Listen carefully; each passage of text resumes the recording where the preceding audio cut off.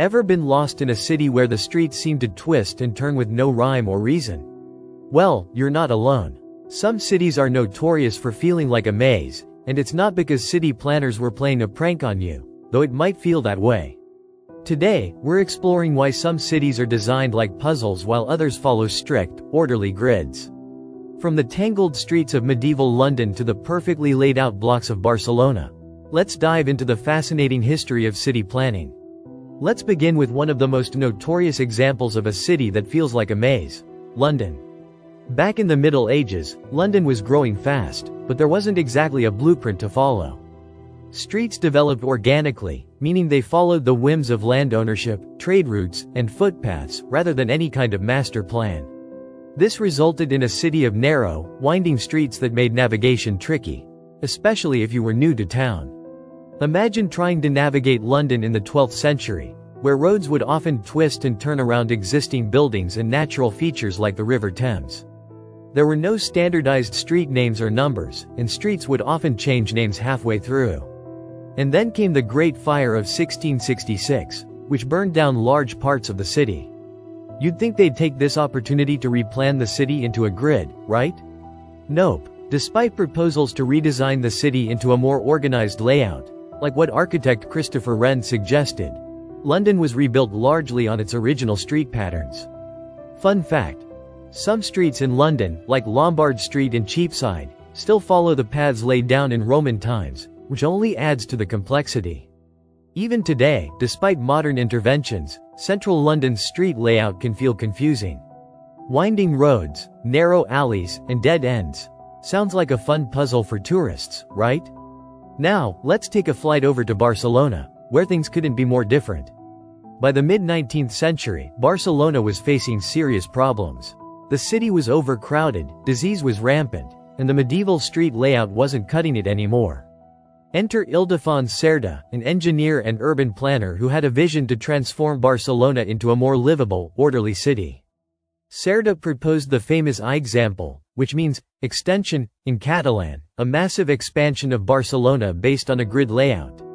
But this wasn't just any grid. Cerdà designed it with wide streets, open spaces, and chamfered corners, cut-off corners, to improve visibility and traffic flow.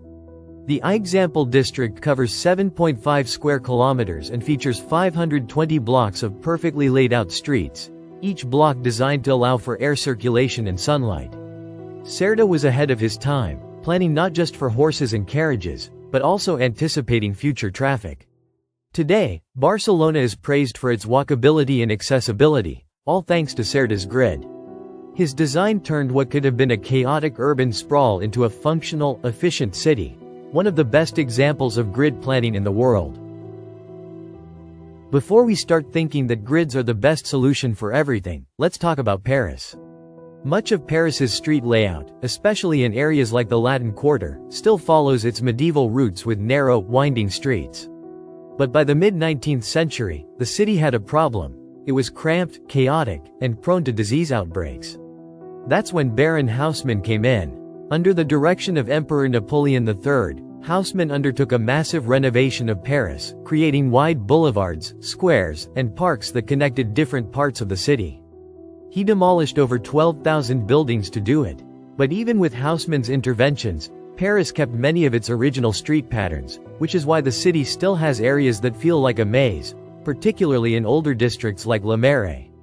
Now, if you think London or Paris is confusing, wait until you get lost in Tokyo. Tokyo is a prime example of an organic city layout that grew without a formal street plan. Much of this has to do with how the city was rebuilt after being bombed heavily during World War II. But even before the war, Tokyo's streets had a reputation for being perplexing. Unlike cities like New York or Barcelona, Tokyo doesn't follow a grid pattern. Instead, its streets are built around landmarks and neighborhoods, which is why you'll often find narrow alleys next to giant skyscrapers and no clear street numbering system. So, why do some cities feel like a maze, while others are so orderly?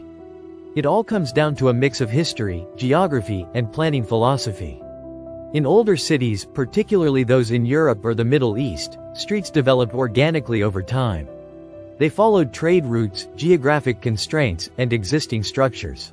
As cities expanded, there wasn't always an opportunity, or the desire, to redesign the whole thing. Contrast that with cities like New York or Chicago, where the streets were designed with a grid in mind from the start.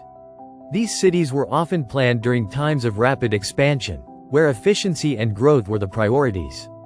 But it's not just about convenience. Cities that feel like a maze often have a certain charm.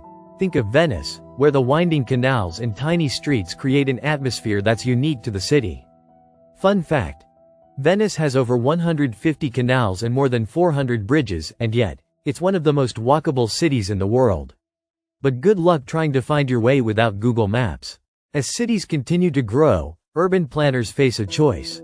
Should they stick with the charm of an organic layout or impose the efficiency of a grid? Many modern cities are leaning toward hybrid models, using grid layouts for new expansions but maintaining the organic, maze-like character in historic districts. In cities like Shanghai and Seoul, planners are merging tradition with modernity, creating cities that are functional but still full of character. From the twisting streets of medieval London to the perfectly ordered blocks of Barcelona, the way cities are laid out tells the story of their growth, their history, and their priorities. Whether you're getting lost in the alleys of Tokyo or enjoying the grid system of Manhattan, every city has a unique design that reflects its past and its future. So next time you find yourself wandering aimlessly through winding streets, remember, there's a story